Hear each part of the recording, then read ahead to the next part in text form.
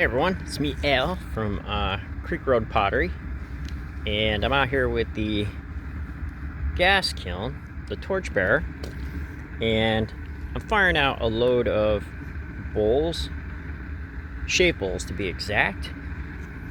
I am really happy to get this firing done. I had some problems with the basso valve, the safety valve, and the thermocouple. But I was able to work that out today. Took everything apart, cleaned it. I think it had corrosion from being out in the weather. I really need to get a kiln shed, but the cone is almost ready to drop. When it gets halfway, I'm gonna put this in reduction for probably about 10 minutes and then shut it down. So I probably got like 15 more minutes for the cone to bend a little bit more where I like it, and then we'll go into reduction. This will be cone 6. So all I'll do is push the damper over that hole there and send the flame back down through the kiln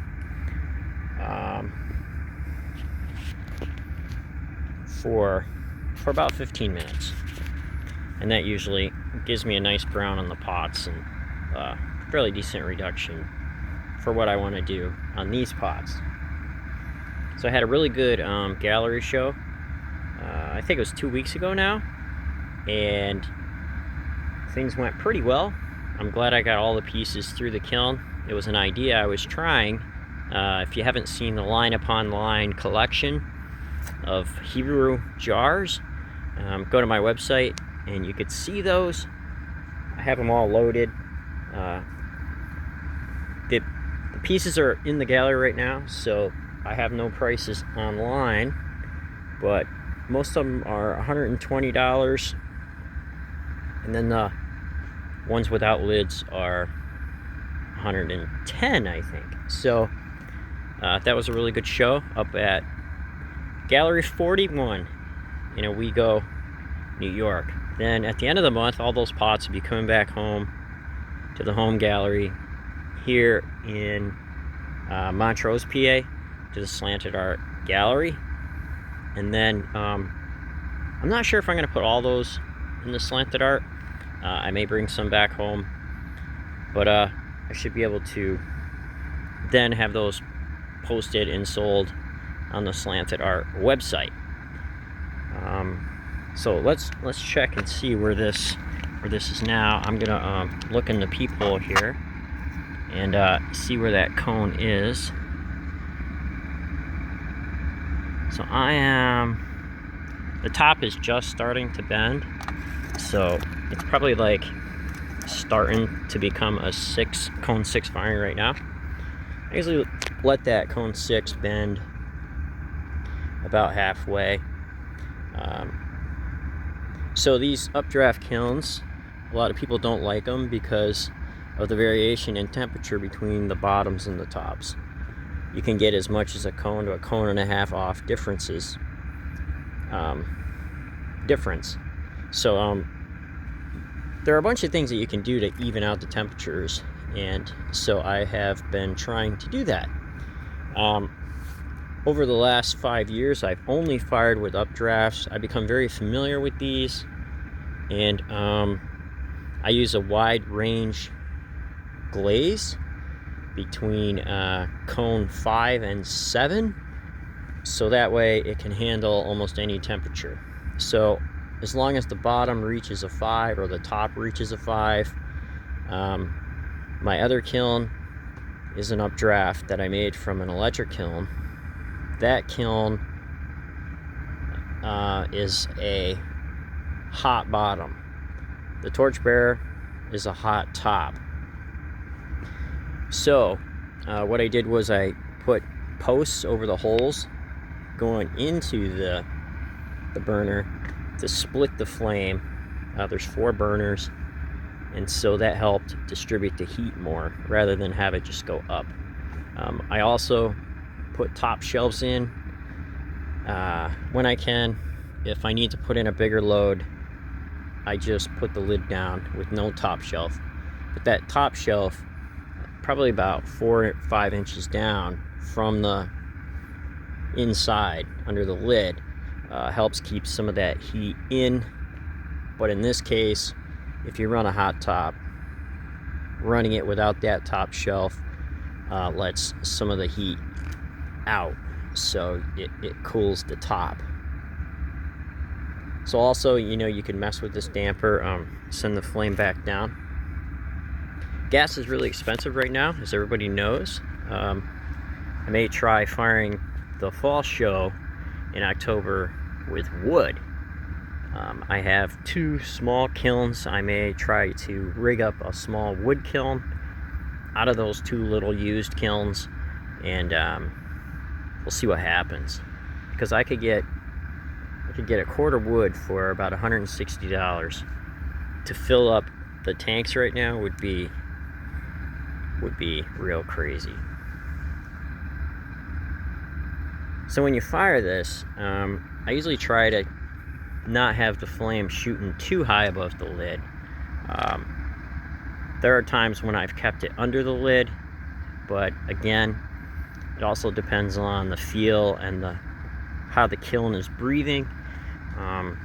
For me, I had quite a bit in this load, and I wanted this to run a bit hot due to some glazes, so I turned it up a bit, and but usually no higher than this. I usually go no higher than what you see here. So there's no like huge billowing smoke coming out the top. Yeah, these kilns are, I think they're pretty efficient. So my big goal is to get a kiln shed up. So I'll put this down. It's like maybe 9:30 right now, and after I do the reduction process, then I'll unload it tomorrow night around this time, and then start taking pictures. Yeah. So I'm gonna check this again.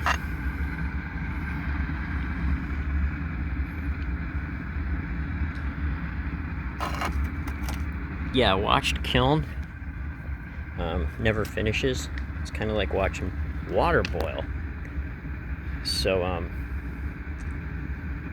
and a watched cone never drops. But in this kiln load, I have probably about 40 pieces. So that's pretty decent. And I've been able to fire out a lot more work with this kiln. I think I got it 2 years ago, and it's been going strong. And it was a big help because I had another medium-sized kiln that wasn't as large, and it took me more time to fire work out. With this kiln, I can fire out larger pieces without needing to start up my really small kiln. Before, I would fire the medium-sized kiln and also the small kilns. I loaded up with mugs. I could probably fit 20 mugs in the small kiln, 10 per shelf, and then maybe a shelf of bowls on top with 15-inch shelves. Inside here, I think these are 23-inch shelves. I wouldn't want to go any wider than that. 23-inch shelves are, I think, what's recommended for this kiln setup anyways.